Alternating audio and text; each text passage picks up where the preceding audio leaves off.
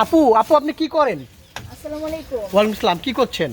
জি ভাইয়া, কাজ করতেছি, কারণ কাজের মানুষ যেহেতু তো কাজ করে খেতে হবে, তাই না? এই ঘাস কাটতেছেন না? হ্যাঁ, এই বাড়িতে কাজ করেন আপনি? আচ্ছা, বুঝতে পেরেছি। আপনার নাম কি?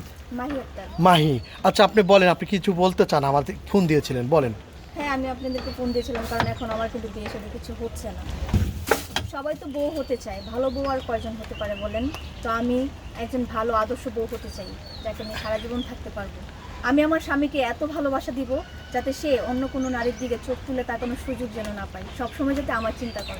আপনি এত যত্ন করবেন, যেহেতু আপনি সব কাজই পারেন, রান্না বান্না এবং গরুর ঘাস কাটতেছেন না? অবশ্যই আমাদের ওইদিকেও গরু আছে, মানে দেখ- অবশ্যই এটা আমার না অন্যের, হ্যাঁ। তবে আমার দেখাশোনা করতে হয়। আর আসলে যে বাড়িতে কাজ করেন, মালিকের ডিস্টার্ব করে না? না না, অনেক ভালো, অন্য মানে মানে চরিত্র দিক দিয়ে অনেক ভালো, সমস্যা নেই, শুধু একটু কথা শোনায় মারধর করে। মারধর করে না? স্বামী পেলে আর এই সমস্যাটা হবে না। না, না। সবসময় দেখি মাথায় কাপড় দিয়ে রাখেন আপনি।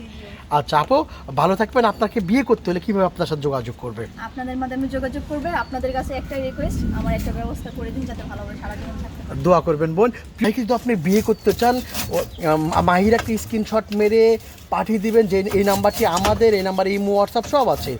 ইমোতে বা হোয়াটসঅ্যাপে মাহির স্ক্রিনশট মেরে ভয়েস করে পাঠিয়ে দেবেন, আমরা যোগাযোগ করিয়ে দিব। আপু ভালো থাকবেন। আসসালামু আলাইকুম।